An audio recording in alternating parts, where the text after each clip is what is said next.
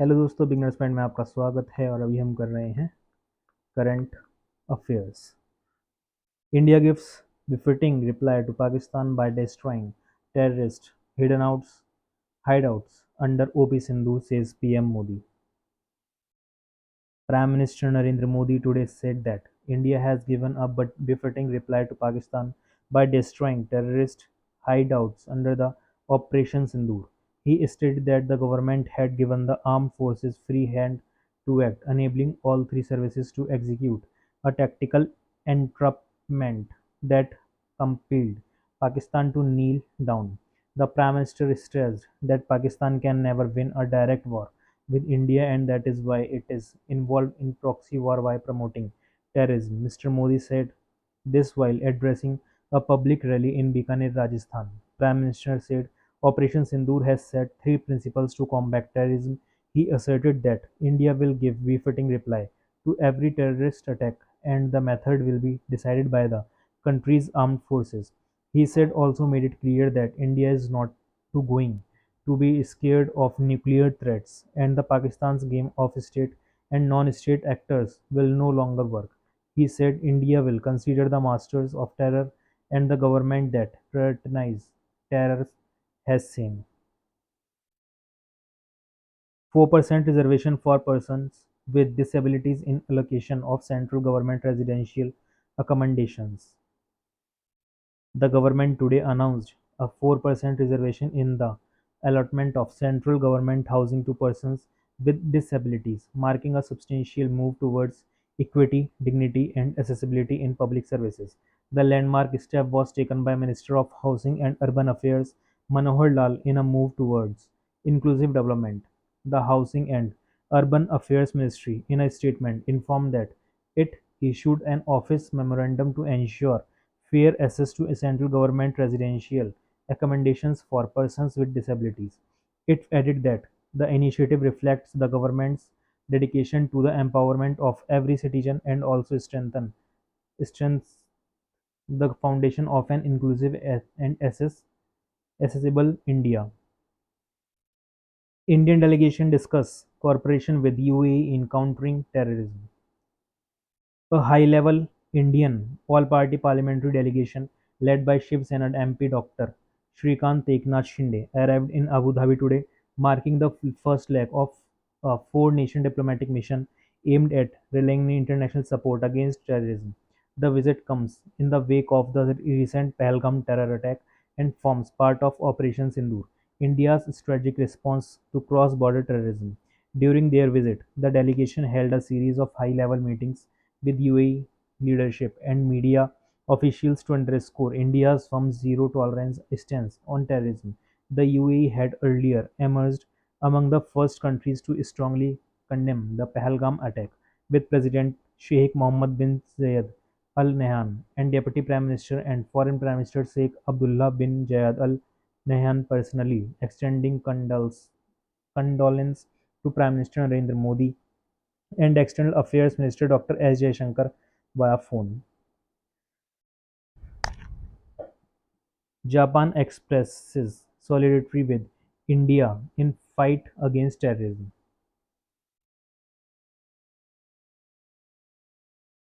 A multi-party delegation headed by JDU MP Sanjay Jha today met Japanese Foreign Minister Takeshi Iwaka in Tokyo and requested Japan's support in the fight against terrorism. Mr. Jha called for giving effect to the UN Security Council press statement of 25th April, which underlined the need to hold perpetrators, organizers, financiers, and sponsors of this reprehensible act of terrorism accountable and to bring them to justice. At the outset, Foreign Minister Iva expressed heartfelt condolence to the victims of Pahalgam terror attack and extended his sympathies to those injured in the attack. He emphasized that terrorism cannot be justified in any form and expressed solidarity of Japan with India and with the world in the fight against terrorism. Our correspondent reports that India conveyed to Japan that the terrorist attack in Pahalgam was a nefarious attempt to disturb development and peace in Jammu and Kashmir. Supreme Court reserves interim order on Waqf Amendment Act play. The Supreme Court today reserved its interim orders on a plea challenging the Waqf Amendment Act 2025. A bench of Justice B.R. Gawai and Justice Augustine George Mahesh heard the matter of the point of interim order across 3 days. During the argument, the Chief Justice orally said that the requirement of registration of Waqf has been there under the previous laws of 1923 and 1954. The petitioners had begun their arguments on Tuesday, which was followed by the Union government's arguments yesterday and today. Solicitor General Tushar Mehta represented the centre for about 3 consecutive days. The centre notified that the Waqf Amendment Act 2025 last month after it got President Draupadi Murmu's assent. Goa, Polar Bhavan and Sagar Bhavan centers to play strategic role in ocean geopolitics. In a major step for India's scientific advancement, Union Minister Jitendra Singh inaugurated the Polar Bhavan and Sagar Bhavan at the National Centre for Polar and Ocean Research, Goa, hosting 55 crore rupees. These state-of-the-art centers include world-class ice core labs and are among the first globally. The minister emphasized their strategic role in climate science and ocean geopolitics, highlighting India's leadership in the blue economy and deep ocean mission. He reaffirmed India's responsibility as a global guardian of polar regions, setting the vision for a developed India by 2047. Mr. Singh called the launch a milestone toward global scientific and geopolitical prominence. Foreign Secretary Vikram Misri meets Japan's Vice Minister for Foreign Affairs Takehiro Funakoshi in Tokyo. Foreign Secretary Vikram Misri today met Japan's Vice Minister for Foreign Affairs Takehiro Funakoshi in Tokyo, Japan. While attending the Foreign Secretary Vice Minister dialogue, Mr. Misri conveyed India's message on zero tolerance on terror. The discussions covered advancing the India-Japan special strategic and global partnership.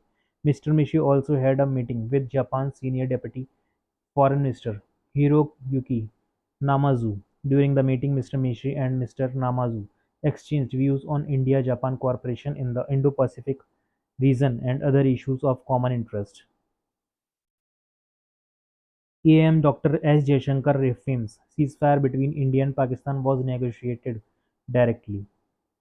External Affairs Minister Doctor S. Jaishankar today asserted that cessation of firing and military action during Operation Sindoor was negotiated directly between India and Pakistan.